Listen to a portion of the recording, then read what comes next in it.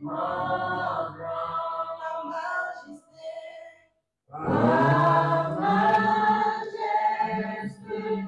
S'élève au-dessus des cieux, que ton nom est infini. Alléluia. Est-ce que quelqu'un ici ce matin croit que le nom de Dieu est infiniment grand?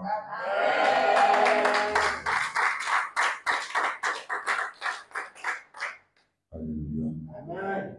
Alors, bien-aimés dans le Seigneur, je vous sens triste ce matin. Je ne sais pas pourquoi. Pourtant, l'église, notre église sœur célèbre la Pâque. Et ça s'est transformé dans les villages, dans les campements. Donc, aujourd'hui, c'est un jour de joie.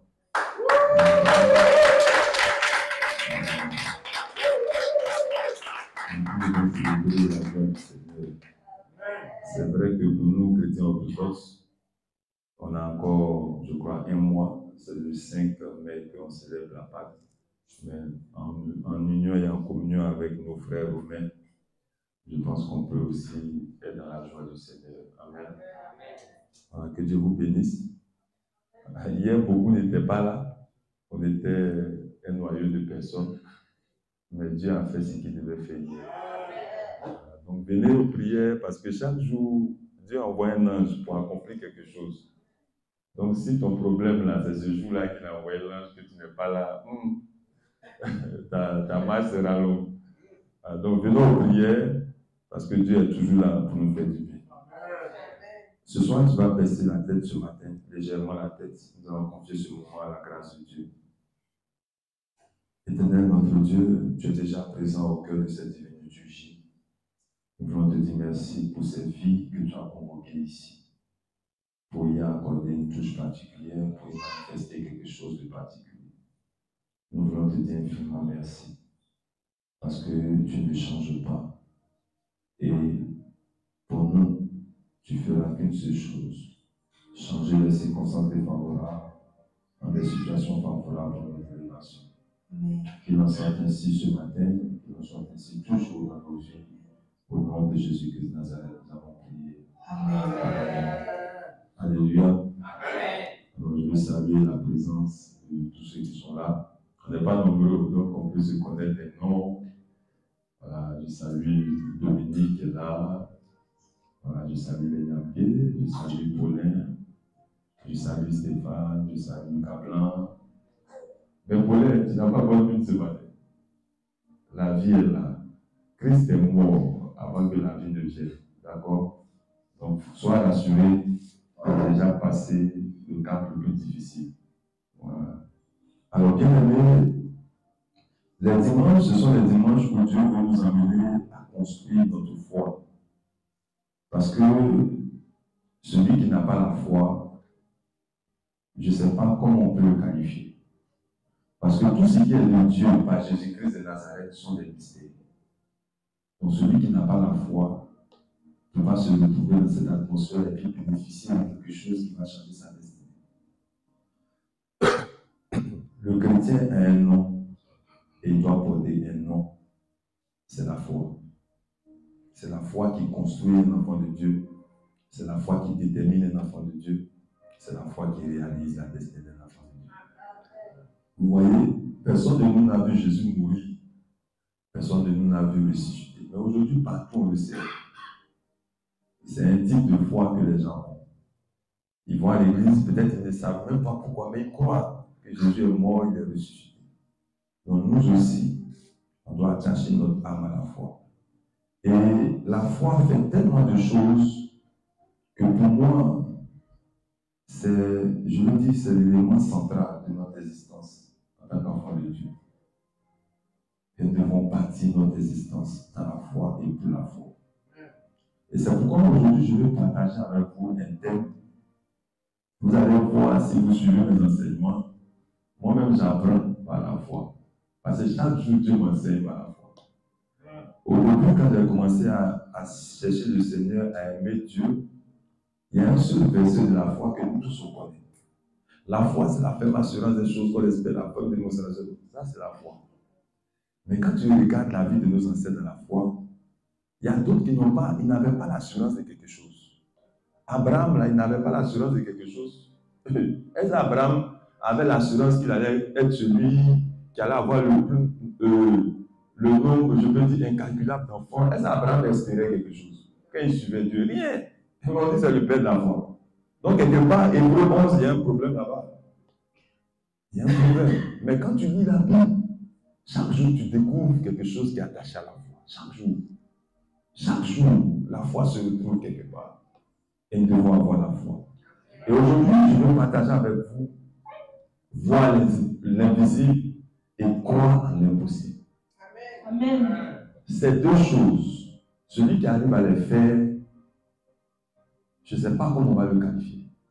Parce que c'est un combat même pour voir dans l'invisible. Celui qui arrive à voir dans l'invisible, l'impossible n'est plus rien pour lui. Amen. Il faut travailler pour voir dans l'invisible. Amen.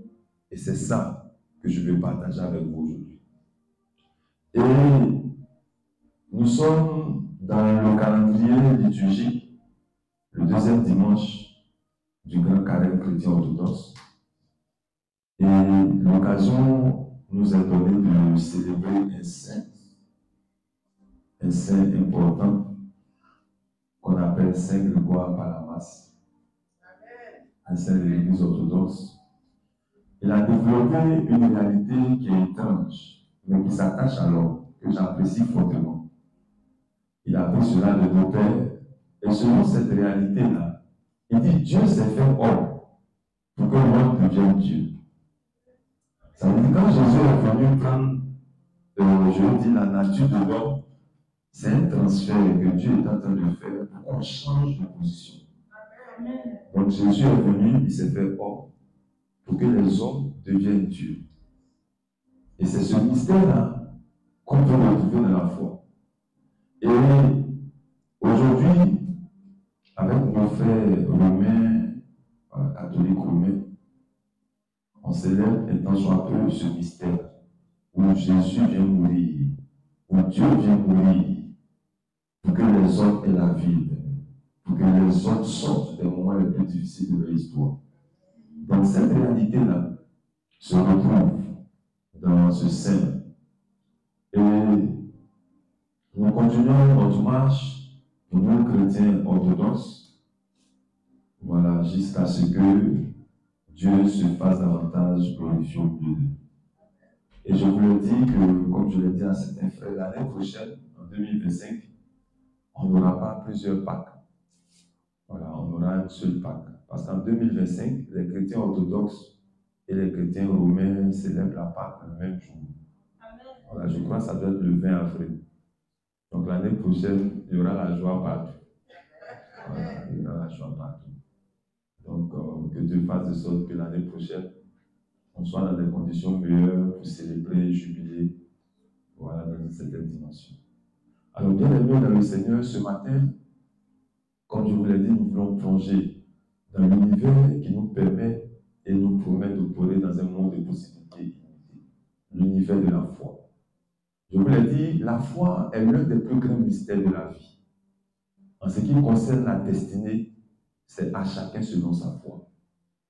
C'est pourquoi, quand tu vas dire à quelqu'un, tu prends une portion des Saintes Écritures et puis tu lui dis, voilà ce qu'il te faut pour avoir la foi. Moi, je dis non. Parce que l'épreuve qui est devant une personne n'est pas la même que toi tu vis. Je vous ai expliqué ici. Quelqu'un qui a fait 10 ans au champ, s'il se retrouve sur la pelouse qui est derrière nous ici, dans la cour, et on lui donne une machette, qu'on lui dit, il faut nettoyer ça. En 3 jours, lui va le faire en 30 minutes. Mais quelqu'un qui n'est jamais allé au champ, quand il va faire 2 minutes, on va voir ce qu'on appelle les ampoules de cette. Donc, la foi, chacun de nous, en fonction de l'épreuve qui s'attache à lui, a un niveau de foi qu'il doit manifester. La foi n'est pas la même. C'est pourquoi on ne peut pas résumer la foi pour dire que voilà le principe universel. Que voilà comment il faut faire. Non. Quelqu'un qui est malade, qui a déjà fait une expérience, où on lui a dit, par exemple, qu'il avait un cancer, et qu'il est tombé dans le coma, qu'il est sorti du coma, et qu'on lui dit le cancer a disparu. Lui, quand on va lui dire qu'il y a une maladie, il a une façon de concevoir sa foi devant la maladie. Parce qu'il a déjà fait l'expérience. Mais toi qui n'as jamais fait l'expérience, là, quand on dit non, on a fait un examen que dans ton sang, là, il y a quelques trucs de cancer, on ne sait jamais. Mais tu as peur de contrôle. La peur va t'animer. Mais lui, il est déjà passé par là. Donc, l'expérience qu'il a vécue là, toi, tu n'as pas encore vécu ça. Donc, si on te dit la foi, c'est 1 plus 1 égale à 2, que tu appliques ça, toi, tu ne pourras pas surmonter ça. Mais lui, il est déjà passé à un autre niveau. C'est pourquoi je vous ai enseigné ici un jour qu'il y a des degrés de foi que nous devons avoir. Et quand tu atteins le niveau extrême, Dieu te donne l'esprit de foi. Quand tu as l'esprit de foi, là, voilà, on peut te comparer aux ancêtres de la foi. Là, tu n'as plus de foi à fournir. Toi, tu parles et puis Dieu obéit. Amen. Mais chaque personne doit manifester la foi selon sa réalité. Et c'est progressivement qu'il va rentrer dans l'univers de ceux qu'on peut appeler les élus de la foi. Amen. Mais pour y arriver, il faut comprendre certaines choses.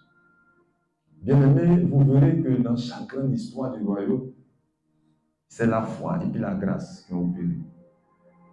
Quand Dieu est venu par le mystère de la résurrection, il y a quelque chose qui s'est passé. Dans l'ancienne alliance, on était sous la loi. Depuis Moïse, tout ce qui s'est passé dans les Lévitique, les prophètes, c'était la loi. Mais Jésus est venu présenter la transition entre la loi et la grâce. Parce qu'avec Jésus, là, il dit tout est accompli. Quand tu pêches, on dit tu as la miséricorde, c'est bien là. Mais sous la loi, ce n'était pas comme ça. Donc, il est venu nous introduire dans la grâce. La grâce, la faveur de Dieu, des choses qu'on ne comprend pas. C'est la grâce qui a fait que des gens comme Paul sont devenus des serviteurs authentiques de Dieu. Parce que si on était sous la loi, les crimes qu'il avait commis, là, il allait réparer. C'est la grâce qui a fait que des gens comme Pierre, qui avaient régné Jésus, sont devenus des symboles de foi. C'est la grâce qui fait qu'aujourd'hui, on ne peut pas dire à quelqu'un que parce que tu as fait ça, tu dois mériter ça. La grâce a redéfini les choses. Donc, la vie des enfants de Dieu, dans l'ancienne alliance, c'est manifesté par la foi. Dans la nouvelle alliance, c'est la grâce. Mais la grâce, tu ne peux pas l'obtenir sans la foi. C'est pourquoi nous devons nous attacher à la foi. Et c'est pourquoi il y a une réalité qui est attachée à la foi, c'est que celui qui n'est pas éprouvé ne peut pas manifester la foi. Donc celui qui ne vit pas dans l'épreuve ne peut pas expérimenter la grâce. Parce que la foi et la grâce vont ensemble. Donc bien aimé dans le Seigneur, c'est dans cette dimension-là que les pères vont le dire, la foi voit l'invisible, elle ose l'impossible et elle voit l'incroyable. Mais moi, pour ma petite expérience, je veux dire que la foi, c'est vaincre avant de croire. Il faut vaincre avant de croire. C'est l'étape la plus importante. Ça veut dire, avant de chercher à comprendre comment ça va se faire, qui est derrière, pourquoi, il faut avoir déjà une assurance de ce que nous sommes victorieux. Tout enfant de Dieu est victorieux.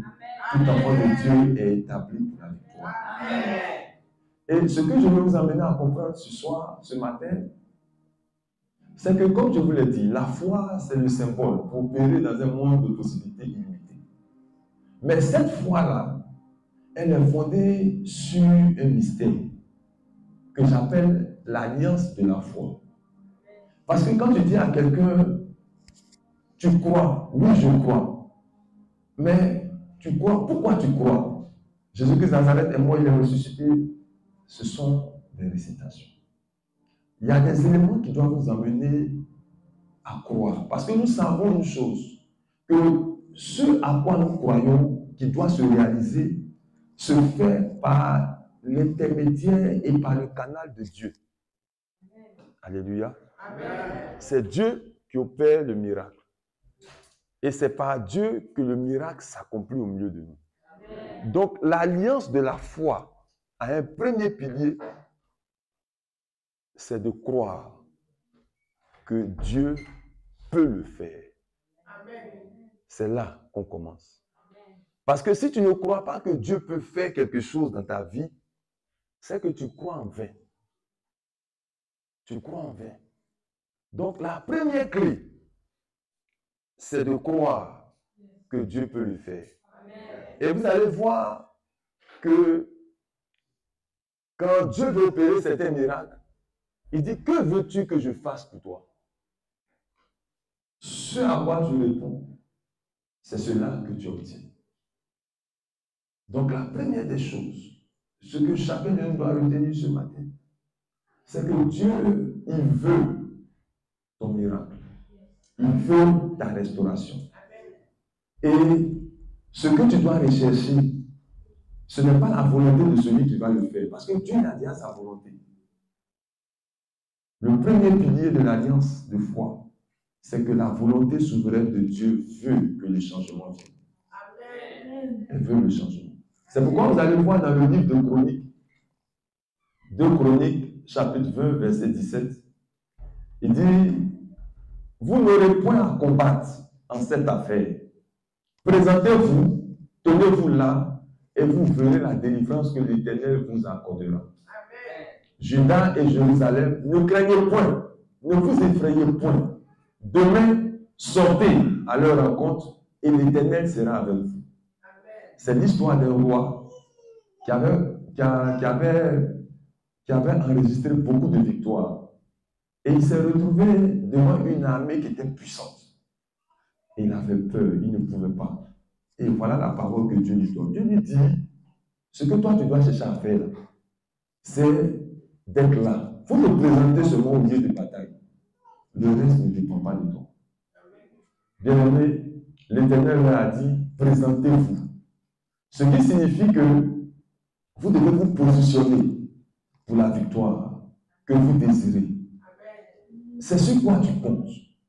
Si c'est sur tes forces, c'est que ta foi ne peut pas venir. Si tu comptes sur ton grand-père, tu comptes sur ta grand-mère, ou bien tu comptes sur ton oncle qui a la présidence, ce n'est pas la foi. La foi, elle intervient quand tu n'as rien sur quoi compter. Amen. Que tu sais que Dieu est sur le point d'agir pour toi. Amen. Quelqu'un pourrait dire que la foi commence quand on a l'impression qu'on n'entend plus Dieu. Parce qu'on peut entendre Dieu par tout ce qui se passe autour de nous. Voilà, quelqu'un va t'appeler pour dire, ah frère, je t'ai proposé quelque part pour un poste. Tu as dit, ah, Dieu a pensé à moi, il est passé par le frère pour me bénir. Mais il y a des moments où il n'y a rien, il n'y a rien. Tu appelles ton oncle qui est directeur de cabinet à la présidence et dit, je ne peux rien faire pour toi. Tu appelles un autre qui est haut placé quelque part, il dit, je ne peux rien faire pour toi. Donc quand tu as atteint un niveau où on ne peut plus rien faire pour toi, c'est là que Dieu commence. C'est là que Dieu commence. Quand tu as tout essayé avec tes forces, tu as tout essayé avec tes relations, que ça ne marche pas, c'est là que Dieu commence. L'alliance de foi, c'est la plateforme sur laquelle nous présentons devant les obstacles et les épreuves. Sur quoi nous comptons? On compte sur le Dieu qu'on ne voit pas mais qui est capable de faire. On ne voit pas. Je vous partage un témoignage que j'ai partagé avec certaines personnes parce que pourquoi ça m'a fait du bien? Parce que j'étais en train de vivre moi-même des combats. Ne pensez pas que moi je suis à l'abri de vos combats-là. Souvent moi-même je vis des choses pires. Quand ça ne va pas, ça ne va pas. Seulement que j'ai la grâce d'avoir un recours. Quand ça chauffe, il y a toujours quelque chose sur lequel Dieu va me dire, ne t'inquiète pas, je suis là, parce qu'il m'a appelé. Il va te donner une parole pour dire, si c'est moi qui t'ai appelé, je vais pourvoir à tes besoins. Si c'est moi qui t'ai appelé, je vais créer les circonstances pour que tu ne sois pas humilié. Il y aura toujours quelque chose qui va venir. Pas parce qu'on ne lutte pas aussi en combat. J'ai partagé le témoignage avec certains frères. Une sœur m'appelle un jour et on parle un peu de la chapelle. Et je lui pose une question de savoir, mais tu es marié il y a déjà 3 ans, pourquoi tu n'as pas d'enfant? Non, elle m'a dit ça. Elle m'a dit, ah mon père, mon seul souci aujourd'hui, je n'ai pas d'enfant. Je lui ai dit, bon, Elle dit, ah mon père, actuellement c'est chaud, mais je vais soutenir ta paroisse. Et voilà qu'un jour, j'ai commencé à prier pour elle. Et quand moi je prie, Dieu me donne toujours des signes. Souvent des signes bizarres. Tu es en train de prier pour quelqu'un, tu vois un homme en train de déterrer Marion. Ça suffit quoi? Tu pries, hein, tu es à genoux, tu pries, Père, oh rabat. Et puis tu vois un flash, tu vois quelqu'un en train de déterrer Marion, qui est plein de tubercules. Ah, Père, qu'est-ce que ça veut dire? Mais tu as lui, tu le suis. Tu t'es appelé où? Tu pries, tu arrives. Tu vois un goyavier, souvent c'est des images comme ça. Et j'ai prié pour elle, j'ai vu des images. Chaque jour que je prie, je vois des images. Mais les images que je vois, ce sont des images qui sont des signes de quelque chose de glorieux. Et un jour, elle m'appelle, elle me dit, ah mon père, j'ai pensé à toi. On dirait qu'elle est passée par quelqu'un pour m'envoyer cette offrande-là, pour dire, ah, j'ai donné de l'argent à quelqu'un qui va t'envoyer pour mon soutien pour la chapelle. Donc je dis, ah, gloire à Dieu. Elle dit, et ta situation s'est évoluée comment? Elle me dit, ah mon père, c'est ma prière, que où je suis là, tout va bien, mais avec l'homme que je suis là, ça ne va pas à cause de ça. Je lui ai dit, à l'instant là, où je suis en train de te parler, je n'ai pas besoin de ta foi. Que tu crois ou tu ne crois pas, ce n'est pas mon problème. Mais si je suis prophète de Dieu, avant la fin de cette année-là, tu vas enfanter. Moi, je sais ce que j'ai vu et puis j'ai dit ça. Voilà. Quand j'ai fini, 2023 est fini. Elle ne m'a pas appelé pour me dire quelque chose. Moi, j'ai vu et puis j'ai dit, comment ça se fait? Si je m'aurais cherché encore là, c'est que le maître va me poser des questions. Il va dire si c'est toi qui fais. C'est pas toi qui fais. Moi, il te dit de dire. Comment j'ai fait là? Ça, c'est mon ressort. Donc, janvier passe, février passe. La dernière fois, je suis là, il y avait un petit souci. J'étais avec un de mes frères qui était ici, en retraite, le frère Paulin. Donc, on est en train de chercher des solutions pour sortir de la situation. Et puis, paf! Elle m'envoie un message à 5 heures, je crois. Bon, quand il est 5 heures chez nous, je suis un peu en avance. Et elle va me faire le chapelet. Mon père, j'ai semé dans ta chapelle, voilà ce que tu as dit. Elle a souligné la partie là. Tu as dit, si je crois ou je ne crois pas, avant la fin de 2023, j'aurai mon enfant. Tu vois. Et les temps se sont écoulés. Et tout à coup, brusquement, j'ai fait un test, je suis enceinte. Yes. En décembre, elle est enceinte. Et elle envoie le message pour dire de continuer de la porter en prière, voilà. Bien aimé, je le dis souvent, quand je prie pour ces gens de cas, un enfant c'est un esprit. Vous n'allez pas me voir avoir des esprits dans ma main pour dire, bon, dans ton ventre, voilà ton enfant. Ouais, je ne sais pas comment ça se fait. Mais je sais, et c'est ce que je suis en train de vous enseigner ce matin. Dieu a une volonté. Et quand nous prions pour vous, la première des choses, ce n'est pas d'abord que Christ est mort ressuscité. Ça, c'est une autre dimension. La première des choses, c'est que Dieu a une volonté pour tout un chacun de nous. Il ne peut pas nous créer pour la souffrance, pour la misère. Donc, la première volonté de Dieu, là, c'est le jardin d'Éden. Quand il met Adam et Ève dans le jardin d'Éden, c'est pour la gloire. Il vient, il contemple avec eux la gloire, il parle avec eux, il est content. Donc, la première promesse que Dieu a faite à l'homme, c'est qu'il soit dans le bonheur, qu'il soit dans la joie, qu'il soit dans la paix, qu'il soit dans la gloire. Donc, c'est sur la base de cette volonté-là que les autres découlent. C'est à cause de cette volonté, ce projet de Dieu-là, que quand il y a eu le désordre, il a envoyé Jésus pour rétablir l'ordre. Donc, la volonté première de Dieu, c'est que nous soyons dans la gloire. C'est ce que vous devez retenir. Le premier pilier de notre alliance de foi, c'est que Dieu a une volonté pour nous. Sa volonté, c'est que la situation dans laquelle nous sommes n'est pas un projet de Dieu pour nous. Sa volonté, c'est que nous baignons dans la gloire. Et nous allons voir ensemble ce qu'il dit en 1 Jean chapitre 5, verset 4. Il dit, tout ce qui est né de Dieu triomphe du monde. Et la victoire qui triomphe du monde, c'est notre foi. Donc tout ce qui est un nom qui est attaché à Dieu doit être victorieux. S'il y a un combat que tu mènes, par la grâce de Dieu, tu dois être victorieux. C'est son projet, c'est sa volonté.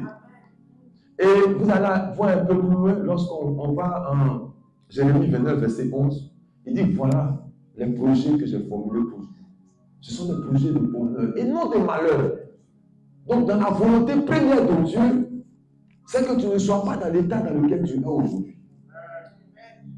C'est notre première alliance de foi. Parce que si, à un moment donné, tu arrives à expliquer la situation dans laquelle tu es, comme faisant partie de la volonté de Dieu, tu sors de l'environnement de gloire qu'il a suscité dans le jardin d'Éden. Ce n'est pas la maladie, les blocages, la malédiction, la souffrance, non. Et même, souvenez-vous, que quand le diable devait attaquer Job, qu'il est venu demander l'autorisation à Dieu, ce n'est pas Dieu qui est venu faire souffrir Job. La seule chose que Dieu est capable de faire, c'est ce qu'il a fait quand le diable a fini son travail. Il a restauré Job. Parce que Dieu, sa volonté là, c'est la gloire. C'est donner les enfants, donner l'argent, la richesse, tout ce qu'il avait perdu là. Dieu, lui, son travail, c'est de donner ça. Mais celui qui a pour but de détruire, c'est le diable. Donc Dieu lui dit, comme c'est toi qui contrôles la chair là, il faut aller détruire les œuvres de la chair. Mais tu ne touches pas à son esprit. Tu n'as pas le pouvoir de toucher à son esprit. Et quand il a fini toutes ses œuvres, Dieu a libéré une restauration. Et la Bible dit que la gloire de Job là, était plus grande que celle qu'il avait perdue. Parce que le projet de Dieu, c'est de nous restaurer toujours. C'est-à-dire que quand le regard de Dieu se tourne sur la terre comme ça, il cherche à justifier même tes crimes pour te donner la gloire. Il cherche comment il va faire de sorte que tu sois dans le repos. Comment il va faire de sorte que tu vives ton jardin d'Éden sur la terre. C'est sa volonté. Si nous comprenons les choses comme ça, nous serons en train d'atteindre un niveau important dans la foi. C'est ce qui fait que quand tu es devant une difficulté, tu parles positivement. Parce que tout ce qui vient de Dieu a un but, de nous donner la victoire. La victoire. Tu es là, il y a un échec quelque part. Tu ne vas pas dire à Dieu, Seigneur, que l'échec soit, non. Quand celui qui a la foi, quand il vient, il annule tout ce qui est mauvais. Tout ce qui fait que Dieu n'est pas victorieux, il annule cela. Et puis on avance dans la gloire. Première des choses, la volonté de Dieu. Et regardons un peu aussi un autre passage important. Lorsque Dieu est arrivé devant les aveugles, en Matthieu 8, chapitre 1 à 3, dit, Jésus est descendu de la montagne et il y a beaucoup de personnes qui le suivaient. Il y a un lépreux qui est venu et qui a demandé à Dieu de le visiter. Et Dieu lui a demandé, que veux-tu que je fasse? Il dit, veux que Jésus le guérisse. Il lui a dit, qu'il te soit fait selon ta foi. Donc la volonté de Dieu est toujours de manifester la gloire. C'est la même chose pour les aveugles. Il a fait la même chose. Bien-aimés, demandez sur la volonté de Dieu, il fera le miracle pour vous. La première alliance de foi, c'est d'avoir une assise sur la volonté intrinsèque de Dieu nous concernant tout ce que nous vivons. Il veut le bien pour nous. Et comme il le veut, si nous le demandons par la foi, il le fera. Nulle part vous verrez dans les Saintes Écritures que quelqu'un a demandé quelque chose et puis Dieu a fait le contraire. Non. Des gens qui ont fait plus de 35 ans, des gens qui sont nés aveugles, quand ils demandent quelque chose, il fait. Une femme le touche. Pourquoi tu m'as touché?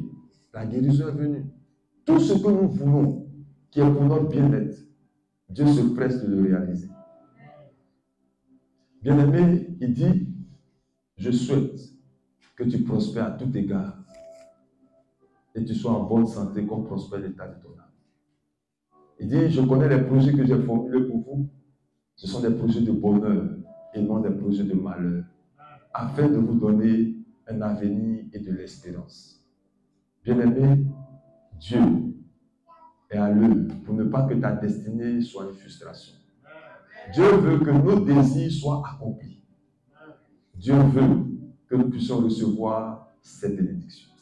Amen. Quand tu comprends la volonté de Dieu te concernant, les problèmes dans lesquels tu es, tu les refuses.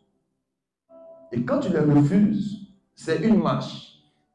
Mais une chose, c'est de refuser les choses. De savoir que la volonté de Dieu, c'est le bien pour toi. Mais la deuxième chose qui est importante dans l'alliance de la foi, c'est que tu dois avoir à l'esprit que Dieu est capable de le faire.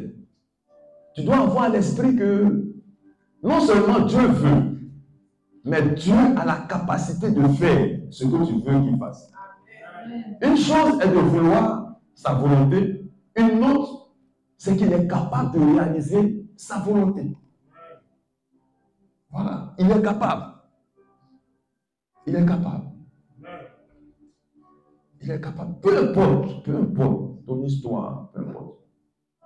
Il est capable de réaliser sa volonté. Je veux dire, comme on le dit, il est capable, une capacité. Voilà, il est capable. Il a la capacité de tout faire. Et Jérémie, chapitre 32, verset 17, va nous le dire si bien. Il dit, ah Seigneur éternel, voici tu as fait les cieux et la terre. Par ta grande puissance et par ton bras étendu, rien n'est étonnant de ta part. Et on va un peu plus loin, Jérémie 32, verset 27, il dit, est-ce qu'il y a quelque chose qui soit étonnant de ta part? Est-ce qu'il y a quelque chose qui soit impossible à Dieu? Non.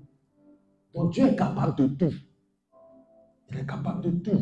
Et le tout dont on parle, c'est le tout. Il est capable de changer ton histoire un matin. De la même façon que des gens, ils peuvent être surpris d'être président de la République. Dieu peut faire aussi pour toi comme ça. C'est-à-dire, ils mènent des luttes, mais ils ne croient pas que leur lutte va leur donner une certaine gloire. Dieu est capable de cela. Quand je dis Dieu est capable de cela, il est capable de cela. De te faire sortir d'un état où tu ne t'imagines même pas et puis changer ton histoire. La seule chose qui fait que souvent quand j'accompagne des gens, je les prépare à l'humilité. Parce que moi je sais que la volonté de Dieu c'est la gloire et il est capable de te donner cette gloire. Donc ce à quoi on doit t'enseigner le plus, c'est ton humilité. Parce que vous savez, il est très facile pour nous de basculer dans l'orgueil. Très facile. Aujourd'hui, on peut parler, on peut se coucher ici, on peut se coucher, Seigneur, Seigneur, Seigneur. Mais que Dieu, il éternue un peu sur nous. On n'a qu'à éternuer. On va te donner une maison de fonction, une voiture de fonction, sécurité à bord. Hey, my God. Quand tu viens à la chapelle, que tu as sonné une, deux fois qu'on n'a pas ouvert, ton langage va surprendre même les anges dans le ciel. Ta fille de maison ne va pas vite envoyer ta nourriture. Oh, avant toi-même, tu partais à la cuisine pour manger. Ton langage va changer. Dieu il sait ça. Oh. Le revirement là, Dieu sait. Et ça, je vous l'ai dit un jour, j'étais en train de méditer sur la vie de Joseph et puis Dieu m'a enseigné ça. Dieu dit, imagine qu'il n'avait pas traité Joseph. Quand ses frères sont revenus le voir, quelqu'un qui détient le pouvoir en Égypte, est-ce que c'est en prison même d'aller les mettre même? Donc quand il pleurait là, où la Bible dit qu'il pleurait, il est rentré dans son chose là, dans le temple là. Il ne pleurait pas parce qu'il avait compassion. Il pleurait parce qu'il y a quelque chose qu'il voulait faire là. Dieu lui a dit arrête ça. Ton projet là, tu m'arrêtes ça. Il avait fait souffrir ses frères. Et Dieu lui a dit, tu sais d'où tu viens? Dans le puits là. Il pourrait te faire mourir là-bas. Dans la prison là. Et Pharaon a dit, tu veux sortir à sa femme. Ton sort là, ce n'est pas prison, il a été décapité. Donc il faut te souvenir de là où je t'ai pris et puis tu arrêtes ce projet. Donc l'humilité là, ça doit être un élément même qu'on doit aller chercher. Avant de chercher même délivrance, on doit chercher ça. Parce que Dieu, sa volonté, c'est de nous bénir. Et puis il peut le faire. Mais au retour, qu'est-ce qu'on va lui donner? Qu'est-ce qu'on va lui montrer? Pendant que je parle, ça je vous le dis prophétiquement, j'ai vu cela dans mon esprit. Il y a quelqu'un qui est parmi nous que j'ai vu dans une vision venir ici. dans une voiture, bien habillé, en costume, et Dieu l'avait établi dans une certaine dimension. C'est venu, c'est là. Ce que je viens de dire là, c'est là. Dans une grosse voiture de fonction. Dieu va l'accomplir. Mais pendant que je suis en train de parler de l'aspect d'humilité qui est venu, je pense que cela doit vous interpeller tous. La gloire va venir. La gloire va venir. Donc vous devez comprendre qu'en même temps que Dieu a la volonté, il est capable de le faire. La preuve en est, Lazare était mort. Il était pourri. On dit qu'il a fait 4 jours. Lui-même, Jésus, il a fait 3 jours dans le tombeau, mais Lazare même est allé au-delà même. 4 jours. Et Dieu a ramené Lazare à la vie. S'il a pu le faire, ce n'est pas quelqu'un qui a un cancer, quelqu'un qui a un VIH, quelqu'un qui est paralysé, que Dieu ne peut pas réaliser. Souvenons-nous que même avec Israël, la Bible dit que pendant 40 ans, il leur a donné à manger dans le désert. La nourriture est tout au ciel pour eux. Il a nourri 5000 personnes avec la nourriture d'un enfant. On dit qu'il a pris et puis il a multiplié. Donc le Dieu qui a fait ces choses-là, il est capable de l'extrême pour nous. Il est capable de l'extrême pour nous. En Marc chapitre 10, verset 27, la Bible dit que Jésus les regarda et dit, cela est impossible aux hommes, mais non à Dieu, car tout est possible à Dieu. Sa volonté, c'est notre bien-être, et la capacité de le faire, c'est lui. Ce n'est pas nous. Quand tu demandes une délivrance, une guérison, un miracle, un déblocage, ce n'est pas toi qui va le faire, qui va apporter le changement. C'est Dieu. Et il est capable de le faire. Rien n'est impossible. Ayons à l'esprit cette réalité. Combien de choses? Il dit tout est possible. Rien n'est impossible à Dieu. Y compris aujourd'hui cette chose qui est en train de t'agacer, qui te perturbe, cette situation qui t'a dévoré. Toutes ces choses-là, Dieu a la possibilité de les changer. Peu importe. Quand tu vois la vie de Paul, qui passait son temps à persécuter l'Église, qui est devenu lui-même défenseur de l'Église, il n'y a rien qui soit impossible à Dieu. Rien. Peu importe ta situation ce matin, je veux que tu aies à l'esprit que rien n'est impossible à Dieu. Bien-aimé, Dieu le veut. Dieu est capable. Ce sont les 2 piliers de l'alliance. Mais l'autre pilier qui est le plus important, c'est que Dieu est prêt à réaliser le miracle. Dieu est prêt. Ça veut dire que l'amour de Dieu pour nous fait qu'il veut faire quelque chose. Il est capable de faire cette chose. Et il est sur le point de faire cette chose. Il est sur le point de faire cette chose. Il est plus que prêt à intervenir dans nos situations que nous-mêmes nous prions. Il est plus que prêt. Parce qu'il n'a pas changé. Il dit, je suis qui je suis. Quand il envoie Moïse chez Pharaon, il lui dit, je suis qui je suis. Je suis qui je suis. En dehors de moi, là, il n'y a pas d'autre Dieu. Et c'est moi qui veux faire ça, vous faire sortir de la captivité. Je veux. Et je suis prêt à le faire. Va, bénis mon peuple. Si Dieu lui-même, son cœur bouillonne de nous faire sortir des situations dans lesquelles nous sommes, qu'il a la possibilité de le faire et qu'il veut le faire, pourquoi nous allons stopper la messe de Dieu par notre manque de foi? Pourquoi?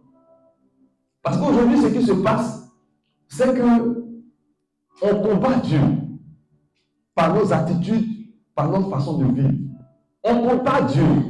La foi qui devait nous amener à baigner dans le surnaturel, on a établi nous-mêmes une foi qui nous empêche d'aller vers le surnaturel.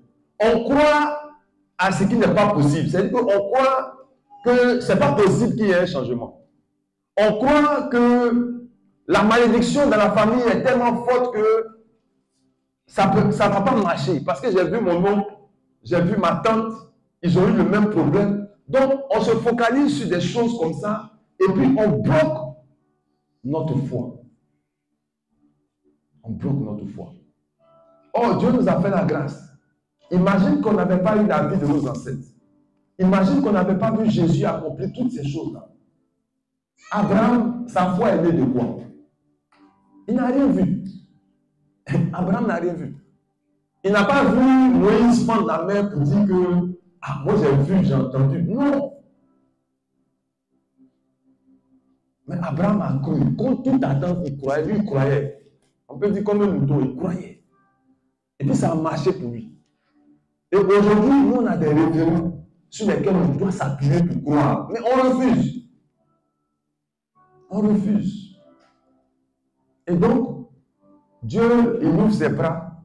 Et puis nous, on se détourne. On dit, il faut fermer tes bras. Ce n'est pas possible. Voilà ce que les enfants de Dieu vivent. Il nous dit, venez, venez, n'ayez pas peur. Il dit, élevez votre foi, élevez vos marches. Venez à moi. Je vais transformer votre vie. Au fur et à mesure qu'on avance, on dit, Joe, où il dit, on n'a qu'à partir là. Ce n'est pas certain, on ne voit rien même devant. Comme le peuple d'Israël, il dit à Moïse que, où on était en Égypte, là, on mangeait même. On mangeait. Là, tu dis, on n'a qu'à venir au désert. En Égypte, on mangeait. Et c'est comme ça, chacun de nous réagit. On ne veut pas payer le prix. Quelqu'un, eux au moins, ils ont vu la mer rouge s'ouvrir. Ça veut dire, au lieu de marcher là, la vérité, c'est qu'ils étaient en train de regarder les vagues. Pour dire, mais qu'est-ce qui se passe? C'est un mur, c'est l'eau là qui est bloquée. C'est devenu de la glace. Et puis ils sont passés. Ils arrivent au désert, on dit la manne. Pendant 40 ans, vous mangez seulement, vous mangez. Et que tous ils étaient devenus obèses. Ils mangeaient seulement à leur faim. Mais ils sortent de là. Il y a un petit temps, tu qui dis, en Égypte, là, on était mieux. On mangeait la viande là-bas. Bien-aimé, ce matin, je vais t'inviter à passer à un autre niveau. Il faut passer à un autre niveau. S'il n'y a pas les épreuves, il n'y a pas la foi. S'il n'y a pas Pharaon, Moïse est un instrument comme nous autres. Dieu permet ces situations-là pour nous montrer que le monde invisible contrôle le monde visible. Il permet tous ces blocages. C'est difficile. Parce que souvent, quand on parle de la foi, les gens pensent que, par exemple, tu dis « je crois ». Et puis je viens ce matin parce que je crois, porte, ouvre-toi. Et puis la porte s'ouvre. Et puis tu entres, c'est fini. Non. Si Dieu fait ça, il t'arrive, tu n'as rien expérimenté, tu n'as pas été éprouvé. Tu vas venir taper. Porte, ouvre-toi. Ça ne s'ouvre pas. Mais le signe que tu as la foi, tu vas dire, tant que ça ne s'ouvre pas, je suis là. Et puis tu es là. Jusqu'à ce que ça s'ouvre. Mais si tu arrives devant l'obstacle, que tu dis, ah, j'ai fait une fois, deux fois, peut-être ça, c'est pas pour moi. Au le jour où tu as dit, peut-être que c'est pas pour moi, c'est ce jour-là que tu as dit. C'est pourquoi on doit être persévérant dans la foi et s'accrocher à Dieu. Bien-aimé, Dieu est prêt aujourd'hui à réécrire notre histoire. Il est favorable, il est capable et il est prêt pour qu'un changement vienne. Voici les trois éléments qui doivent fonder notre alliance de foi. Tu dois avoir à l'esprit que Dieu a une ferme volonté, c'est de vouloir faire de notre vie une vie agréable, une vie comblée de bonheur. La maladie, là, ce n'est pas de Dieu. Quand il arrive là dans son ministère, là, qu'est-ce qu'il fait? Il chasse les démons de maladie. Il a plus fait des miracles de guérison. Aveugle, malade, épileptique, quoi que ce soit. Il a délivré. Ce n'est pas son plan, ce n'est pas son projet pour nous. Il vient pour nous restaurer, il vient pour nous guérir. Cela doit stimuler notre esprit et nous amener à avoir confiance en Dieu et à marcher dans la perpétuelle victoire. Bien-aimé, quand Dieu est engagé, il fait ce pourquoi il est engagé. Mais ce qu'il engage, c'est notre foi. Si nous croyons qu'il peut le faire, que nous l'invitons à le faire, il va le faire. Il faut croire jusqu'à ce que ça ne dépende plus de toi. Maintenant que tu es informé que Dieu est favorable à ton changement, maintenant que tu sais qu'il est capable, maintenant que tu sais qu'il est prêt, je vais t'inviter à amener Dieu à s'engager par ton niveau de foi. Mettez ce niveau de foi jusqu'à ce que tu voies la gloire. En Luc 1, chapitre 45, il dit « Heureuse celle qui a cru, parce que les choses qui lui ont été dites de la part du Seigneur auront leur accomplissement. » Peu importe. l'accomplissement va venir. La foi engagera toujours l'intégrité de Dieu pour rendre ses promesses possibles. C'est pourquoi Jésus a demandé aux aveugles, comme vous l'avez dit, croyez-vous que je puisse faire cela pour vous? Ils ont répondu oui. On dit, il les a touchés des yeux. Il dit, qu'il vous soit fait selon votre foi. Ils ont recouvré la vue. Bien-aimés, croyez que Dieu puisse faire pour vous et il le fera. Comme il a touché les yeux de ses aveugles, il va aussi toucher vos yeux. Par la foi, vous allez contempler cette grâce qu'il vous accorde. Tant que vous ne croyez pas en lui, il n'est pas engagé. Votre foi est ce qui détermine ce que Dieu s'engage lui-même à faire dans votre vie. La foi, c'est le pilier important. C'est sur la foi qu'il a dit à Marthe et à Marie, si tu crois, tu verras la gloire de Dieu. La foi, c'est ce qu'il te faut. Dieu attend simplement cela de ta part pour que la gloire soit dans ta vie. Et aujourd'hui, l'Église nous donne de célébrer Saint Grégoire de Palamas. Comme je vous l'ai dit, il avait une façon de témoigner de ce mystère. Pour lui, il dit l'image de Dieu est ineffaçable en l'homme. Et l'homme doit travailler pour retrouver pleinement cette ressemblance divine. Mais pour y arriver, c'est la foi. Que en ce matin, où nous célébrons cette glorieuse divine liturgie, que Dieu puisse, par sa grâce, nous donner de voir ce qu'il est capable de faire pour nous et de comprendre qu'il a soif de le faire pour nous. C'est en cela que chacun de nous arrivera à témoigner des bienfaits de notre Seigneur. Rien n'est encore perdu. Rien ne sera perdu. Peu importe. Dès lors que c'est lui qui tient le temps qui est imparti pour ton existence, il a la possibilité, le pouvoir de te donner le maximum de temps qu'il faut ou de réduire le temps qu'il faut. Tout est en lui, tout est pour lui et tout part pour sa gloire. Que au cœur de cette divine liturgie, Saint Grégoire Palamas nous visite et nous donne de vivre la divinité pleinement au nom de Jésus-Christ de Nazareth. Amen. Amen.